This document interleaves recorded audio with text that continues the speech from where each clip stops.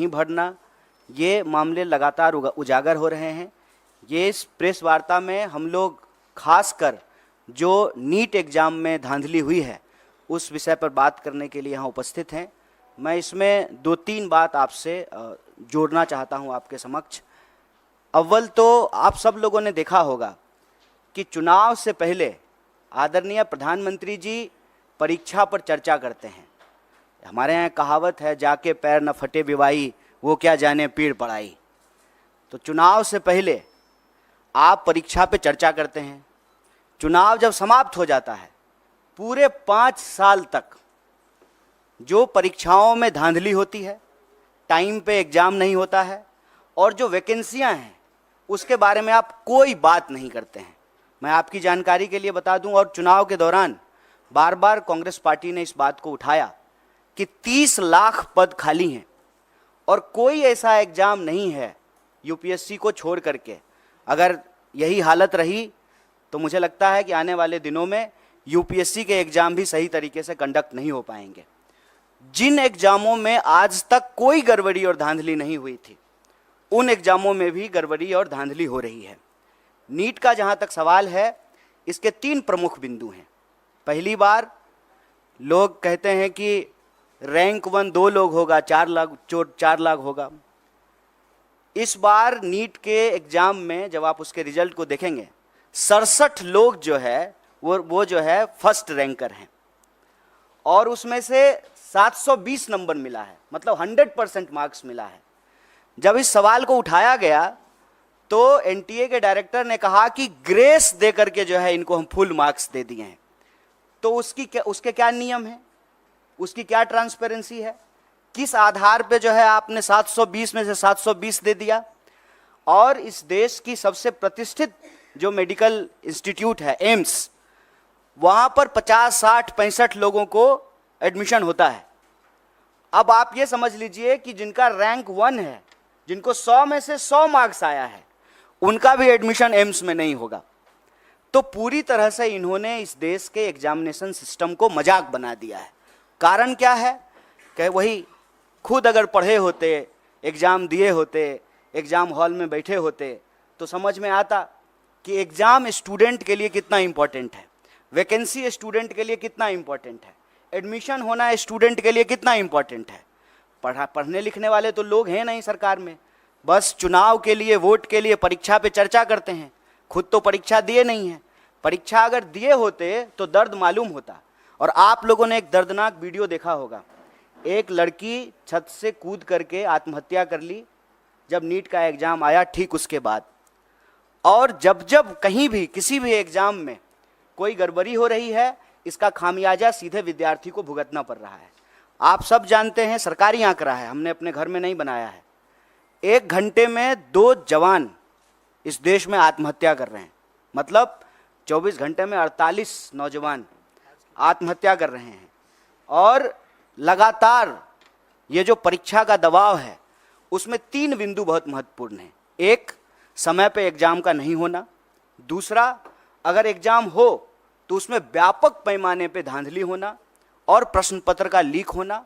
और तीसरा, जब प्रश्न पत्र लीक होता है, स्टूडेंट की तरफ से हंगामा होता है, स्टूडेंट कोर्ट जाते हैं, तो फिर एग्जामिनेशन को कैंसिल कर देना। ये पूरा का पूरा एक साइकिल बना हुआ है।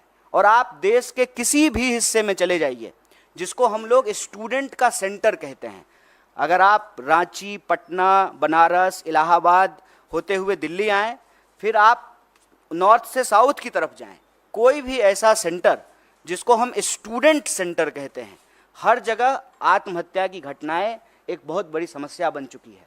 राजस्थान में हमारी सरकार ने इसको गंभीरता से लिया और काउंसलिंग करने के लिए, हेल्प प्रोवाइड करने के लिए हमारी सरकार ने योजना बनाई। और आप सब ने देखा होगा, इस बार के भी न्याय पत्र में हम भर्ती विधान लेकर के आए हैं।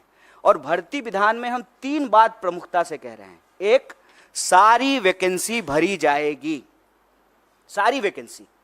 बताइए, हर 5 साल में चुनाव हो जाता है। कोरोना के टाइम पर भी चुनाव हो गया, सब कुछ बंद रहा, देश में जनगणना नहीं हुआ, लेकिन चुनाव हुआ टाइम पे। तो जब 5 साल में प्रधानमंत्री बदल जाते हैं, 5 साल में जो है एमपी बदल जाते हैं, एमएलए बदल जाते हैं, मुख्यमंत्री बदल जाते हैं, सब कुछ टाइम पे होता है, तो एग्जामिनेशन क्यों नहीं टाइम पे हो सकता है? एग्जामिनेशन का ऑलरेडी एक कैलेंडर होता है, उस कैलेंडर के हिसाब से आप एग्जामिनेशन कंडक्ट कराइए। और दूसरा, बार बार जो प्रश्न पत्र लीक होते हैं, जो परीक्षा में धांधली होती है, उसमें हम एक नए कड़े कानून के प्रावधान की आवश्यकता महसूस करते हैं। और हमने भर्ती विधान में ये रखा कि जब हमारी सरकार आएगी तो हम प्रश्न पत्र लीक करने वाले लोगों पर कड़ी कार्रवाई करेंगे, क्योंकि ऐसा देखने को मिला है कि जो लोग शिक्षा माफिया हैं उनका सरकार से सीधे साठगांठ है। वो नेताओं से मिले हुए हैं, नेताओं से मिल करके जो है वो पूरा का पूरा जो है बच्चों के भविष्य से खिलवाड़ करते हैं। तो उसके लिए कड़े कानून की आवश्यकता है।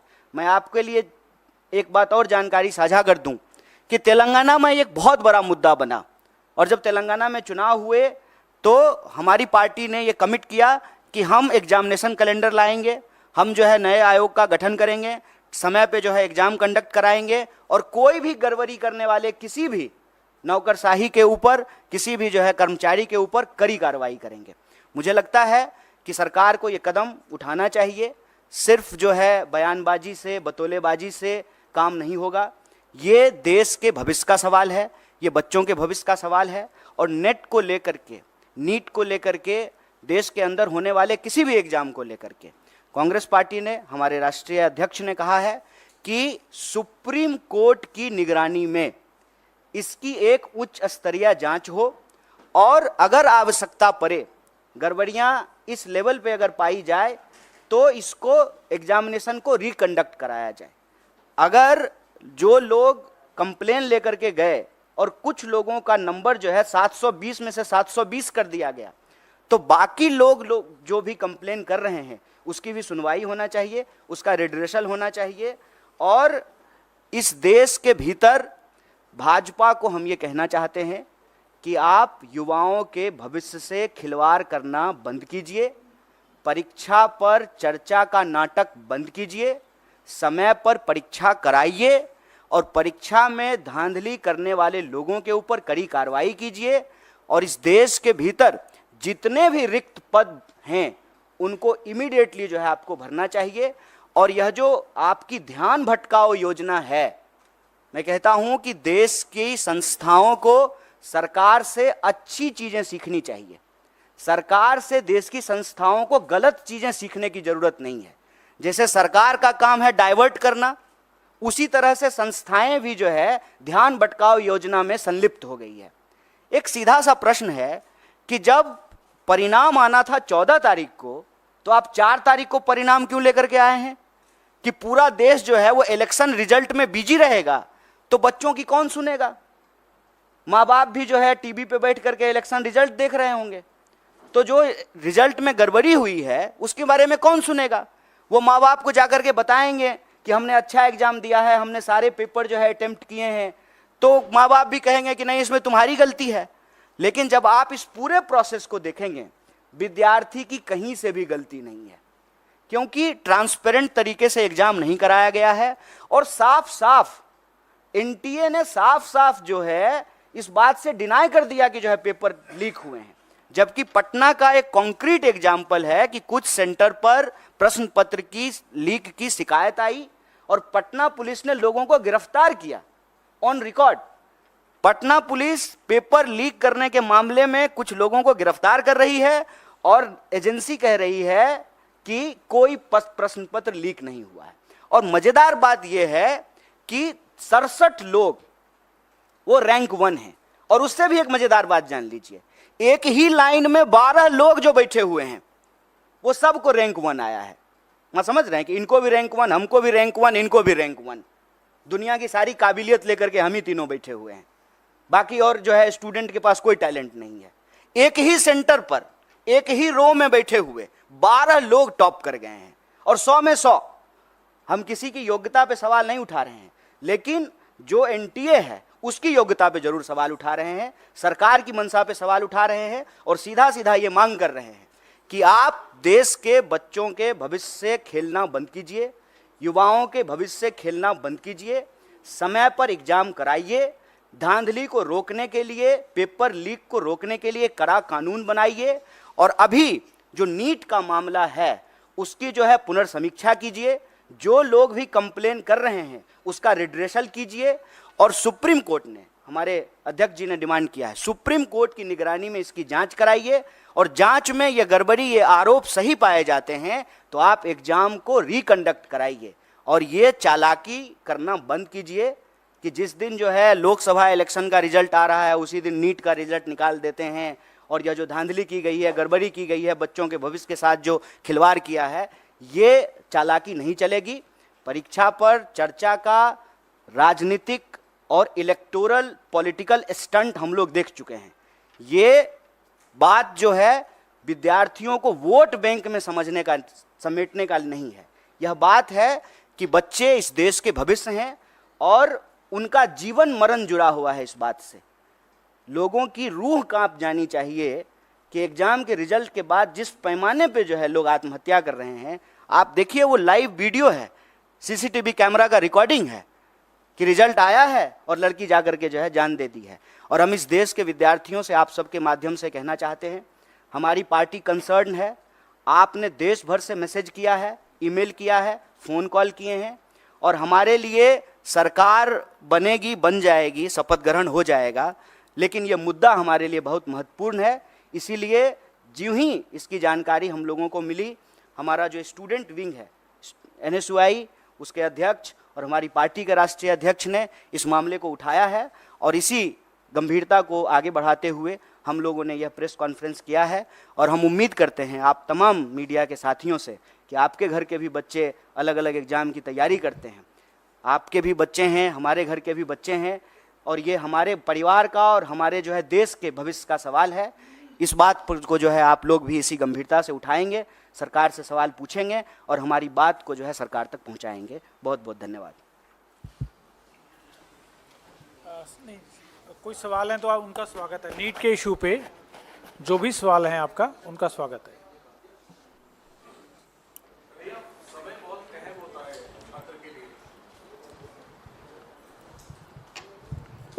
समय बहुत अहम होता है छात्रों के लिए और खासतौर पे उनके लिए जो प्रभावित हैं। जिस तरीके से गंभीर सवाल उठ रहे हैं, आप लोगों ने भी उठाया है, तो सुप्रीम कोर्ट मॉनिटर्ड जांच की मांग आपने की है। क्या कोई टाइमलाइन आप लोग अपनी तरफ से चाहते हैं कि इतने दिनों में ये जांच पूरी हो और इसको लेकर के स्थिति स्पष्ट हो? अगर दोबारा परीक्षा करवानी होगी तो उसमें भी काफी समय लगेगा, इस पर आप कुछ कहना चाहेंगे? जैसा कि आप पढ़े लिखे आदमी हैं, खुद ही एग्ज़ाम दिए हैं, तो आपको तो मालूम है, तो अब सब लोग यहाँ पढ़े लिखे लोग हैं, एग्ज़ाम देते रहे हैं।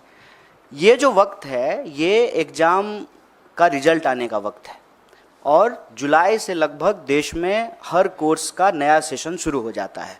हम खुद पढ़े लिखे हैं तो हमको अनुभव है। हमको लगता है कि इसको जल्द से जल्द करना पड़ेगा, क्योंकि अगर इसको जल्द से जल्द नहीं करेंगे तो फिर सेशन लैप्स कर जाएगा। और ख़ास करके हम बिहार से पढ़ के आए हैं, तो हमारे यहाँ ग्रेजुएशन जो है 3 साल का 5 साल में होता है। इसी चक्कर में कि सेशन जो है मान लीजिए 7-10 का है, जुलाई से पहले रिजल्ट नहीं आया तो 10 से 12 का जो MA का सेशन है उसमें एडमिशन नहीं हो पाएगा। तो समय बहुत महत्वपूर्ण है। इसीलिए इस बात की गंभीरता को समझते हुए इमीडिएटली हम लोग इस सवाल को उठाए हैं और सिरे से आउटराइटली री एग्ज़ाम की बात नहीं कर रहे हैं। हम भी उस वक्त की नज़ाकत को समझते हुए ही यह बात कह रहे हैं, लेकिन जो लोगों की शिकायत है उसको इमीडिएटली जो है उसको एड्रेस किया जाए। और सुप्रीम कोर्ट अगर चाह लेगी तो बताइए, रात को 12 बजे जो है कोर्ट खोल करके लोगों को बेल दिया जा सकता है, तो क्या इस देश के बच्चों के भविष्य के लिए जो है तुरंत जांच नहीं हो सकती है? इसके लिए तो बस इच्छा शक्ति की ज़रूरत है और प्रायोरिटी की ज़रूरत है। अब प्रायोरिटी डेमोक्रेसी की अगर सिर्फ यही है कि जो है कौन किधर आया, कौन किधर गया, कौन किसको समर्थन दिया, कौन किसको समर्थन नहीं दिया, अगर यही शोरगुल चलता रहेगा, और मैं इसीलिए टाइमिंग पे सवाल उठा रहा हूँ कि जानबूझ करके 14 का रिजल्ट 4 को निकाला गया है। पता है कि 4 को जो है देश में इतना बड़ा चुनाव हुआ है, पूरा देश जो है उस डिस्कशन में बिजी हो जाएगा। 4 तो छोड़िए, देश तो 1 तारीख से ही बिजी हो गया था, एग्जिट पोल पे ही जो है डांस ऑफ डेमोक्रेसी हो रहा था। तो अभी भी जो है वही चल रहा है, तो हेडलाइन में इसको जो है प्राथमिकता मिलेगी नहीं। लेकिन हम कहते हैं कि डेमोक्रेसी तो लोगों से ही बनता है ना, और हम सबका, आपका, हमारा, सबका भविष्य तो हमारे बच्चों से है। अगर हमारे बच्चे परीक्षा के दबाव में आकर के, जिसमें उनकी कोई गलती नहीं है, आत्महत्या कर रहे हैं, इससे और दर्दनाक बात क्या हो सकता है? और इससे ज़्यादा ज़रूरी बात भी कुछ नहीं हो सकता है। इस पर जो है तुरंत कार्रवाई करनी पड़ेगी, क्योंकि सेशन शुरू होने वाला है। तो ये सारी प्रक्रिया जो है तुरंत शुरू करना पड़ेगा। 24 लाख से ज़्यादा लोग, ज़्यादा स्टूडेंट जो हैं वो एग्ज़ाम में अपीयर हुए हैं। इसीलिए हम कह रहे हैं कि इमीडिएटली री एग्ज़ाम करने में प्रॉब्लम हो सकता है, लेकिन जिनके इशूज हैं, जिनके कंसर्न हैं, उसको इमीडिएटली जो है एनटीए एड्रेस करे और साइमल्टेनियसली जो है सुप्रीम कोर्ट की निगरानी में जांच हो, क्योंकि मामला इस साल का नहीं है और मामला सिर्फ एक एग्जाम का नहीं है। इसको समझने की ज़रूरत है। आप कोई भी एग्जाम उठा के देख लीजिए, देश में हर एग्जाम की कमोबेश यही हालत हो गई है। आप देखिए कि ग्रुप डी का भी अगर एग्जाम होता है रेलवे का, तो रेल में चढ़ने के लिए, ट्रेन में चढ़ने के लिए जगह नहीं होती है। मंदिर, मस्जिद, गुरुद्वारा, धर्मशाला, प्लेटफॉर्म, कोई ऐसी जगह नहीं है जहां बच्चे जो हैं वो गमछा डाल करके सो नहीं रहे। देश में होने वाले किसी भी एग्जाम की हालत आप देख लीजिए, किसी भी एग्जामिनेशन सेंटर के बाहर जा करके देख लीजिए। ये एक देश के लिए गंभीर विषय है। समय की नजाकत को समझते हुए इसको तुरंत करना चाहिए, ये हमारी मांग है। सर मेरे एक सवाल है कि आप लोगों ने प्रॉमिस किया था अपने मैनिफेस्टो में कि आप लोग इसके अगेंस्ट जो है स्ट्रिक्ट एक्शन लेंगे, लॉ भी बनाया जाएगा, लेकिन क्योंकि अब इंडिया ब्लॉक की सरकार नहीं आएगी है, तो क्या आप लोग किस तरीके से एनडीए पर इस बात का दबाव डालेंगे? क्या आप सड़कों पर जाएंगे या फिर कोर्ट में आप लोगों की तरफ से भी इसकी कोई अपील की जाएगी? देखिए, एक अव्वल तो ये जान लीजिए कि विद्यार्थी इस देश के किसी राजनीतिक पार्टी या राजनीतिक दल के मोहताज नहीं है। और मैं आपको पीछे हुए 4-5 आंदोलनों का एक उदाहरण दे सकता हूँ। कोई लीड नहीं कर रहा था, चाहे एसएससी का मामला हो, अग्निपथ का मामला हो, किसी भी एग्जाम में जो गड़बड़ी हुई है या गलत नीति सरकार लेकर के आई है, उसको कोई पॉलिटिकल पार्टी लीड नहीं कर रही थी। साइमल्टेनियसली जो है, क्योंकि जिसका जीवन उससे जुड़ा हुआ है, जिसका पूरा का पूरा भविष्य उससे जुड़ा हुआ है, उसके पास सड़क पर निकलने के अलावा कोई रास्ता नहीं बचता है। तो पॉलिटिकल पार्टी के मोहताज नहीं है। लेकिन उन विद्यार्थियों को हम ये कहना चाहते हैं कि इस देश की जिम्मेदार विपक्ष होने के नाते, इस देश की सबसे बड़ी विपक्षी पार्टी होने के नाते, इस देश का one of the biggest student organization के बिहाफ पर हम आपको कह रहे हैं कि स्टूडेंट को हम साथ देंगे। और हमारे लिए एक गंभीर विषय है, चुनाव पर चर्चा करने की बजाय, सरकार बनेगी कि नहीं बनेगी इसकी चर्चा करने की बजाय, अगर हम नीट के सवाल को प्राथमिकता दे रहे हैं तो आप हमारा कंसर्न समझ सकते हैं। हमारी सरकार नहीं बनी है, ठीक बात है। हमारी सरकार अगर बनी होती तो ये प्रेस कॉन्फ्रेंस करने की ज़रूरत ही नहीं पड़ती। हम प्रेस कॉन्फ्रेंस तो इसीलिए किए हैं ना कि आप लोगों के माध्यम से हमारी बात सरकार तक पहुँचे और हम इस देश के विद्यार्थियों के बिहाफ पर जो उनके डिमांड हैं वो सरकार तक पहुंचाने की जोरदार तरीके से कोशिश कर रहे हैं। सर मेरा सवाल ये है, प्रदर्शन के मामले में आपको मैं बता दूं, ऑलरेडी कई जगह पे प्रोटेस्ट हो रहे हैं। हमारा जो है, हमने जो कंसर्न स्टूडेंट्स हैं उनसे बात की, उसमें से कुछ लोग ऑलरेडी कोर्ट मूव कर गए हैं। तो जब वो ऑलरेडी जो है पिटिशनर बन गए हैं तो हम लोगों को जो है उन्हीं के साथ हैं। हम लोग जो है अलग से पिटिशनर नहीं बन रहे हैं, उनके साथ रहेंगे। और दूसरा ये कि हम तुरंत जो है एनटीए के साथ जो है एक डेलीगेशन भी मिलेगा और जो विद्यार्थी आंदोलन कर रहे हैं उनके साथ हम पूरी तरह से खड़े हैं और हमारा पूरा नैतिक समर्थन है। सर लगातार जिस तरीके से नीट के एग्जाम में हम देख रहे हैं गड़बड़ी हुई है, इसमें बहुत सारे ऐसे बच्चे हैं जिनके पास टाइमिंग का इशू रहा होगा, जो एग्जाम के लिए अपीयर किए होंगे, काफ़ी सालों से भी कर रहे होंगे, तो उनकी भी कुछ मांगी होंगी, उसके लिए आप क्या कुछ कहना चाहेंगे? देखिए, वैसे आप अगर इस देश में परीक्षा संबंधित किसी धांधली या गड़बड़ी को देखेंगे तो कंसर्न समूह बन जाते हैं, क्योंकि हम लोग तो एक एग्ज़ाम की बात करते हैं, लेकिन जब रियल ग्राउंड पे जा कर के अपीयर होने वाले स्टूडेंट को देखेंगे, ग्रुप और क्राइटेरिया को देखेंगे, तो अलग अलग तरह की जो है वस्तु स्थिति उत्पन्न हो जाती है। मान लीजिए जिनका लास्ट अटेम्प्ट है या जिनका एज का बात है, तो उनका रहता है कि हम री एग्ज़ाम कराएं। हम इसको लेकर के अपनी तरफ से कोई बात नहीं कह रहे हैं, जो विद्यार्थियों की तरफ से मांग आ रही है उसी को रीइटरेट कर रहे हैं। पहला, इमीडिएटली जो है रिड्रेसल हो, जो भी इशूज आ रहे हैं उसको। दूसरा, इसकी जो है एक निष्पक्ष जांच हो। और तीसरा कि अगर ये पाया जाता है कि इसमें गड़बड़ी हो तो री एग्ज़ाम हो। इसके 3 स्टेप्स जो है हम लोग ले रहे हैं। और वो जो इशूज हैं आपके, उसको संबंध में भी आपको बता दें कि एक बार अगर सरकार बात को मानने के लिए तैयार होती है तो एज क्राइटेरिया को भी रिलैक्सेशन दिया जाता है और अटेम्प्ट का भी जो है रिलैक्सेशन दिया जाता है। मैं आपके सामने यूपीएससी का ही एग्जाम्पल देता हूँ। जब सीसेट लागू किया गया था उस वक्त कांग्रेस पार्टी की ही सरकार थी, उसकी वजह से जो है ये प्रॉब्लम क्रिएट हुआ था और फिर सरकार ने जो है अटेम्प्ट का और एज का रिलैक्सेशन दिया था। सरकार ही तो हर नियम कानून बनाती है ना। सरकार अगर कंसर्न है विद्यार्थियों के भविष्य को लेकर के तो वो जो है अटेम्प्ट का भी रिलैक्सेशन दे सकती है, एज का भी रिलैक्सेशन दे सकती है। कन्हैया जी, टीडीपी ने कहा है कि मुस्लिम आरक्षण जारी रहेगा। चुनाव में आपने देखा होगा कि इसको अभी किस तरीके से नीट पे बात कर लेते हैं। हालांकि ये सवाल जो है ना प्रधानमंत्री जी से पूछना चाहिए कि जो अपने भाषणों में सबसे ज़्यादा इस बात को बोले हैं और उससे ठीक कॉन्ट्राडिक्टरी बात करने वाली पार्टियां उनके साथ है। सिर्फ टीडीपी की बात नहीं है, जेडीयू भी है, वही पोजीशन है, टीडीपी भी है, जेडीएस भी है। इनफैक्ट आपको मालूम है कि कर्नाटक में जो है जेडीएस ने ही सबसे पहले इसकी शुरुआत की थी। तो ये सवाल मेरे ख्याल से भाजपा के प्रवक्ता और आदरणीय प्रधानमंत्री जी से पूछा जाना चाहिए। और कोई सवाल? बहुत बहुत धन्यवाद आप सबका।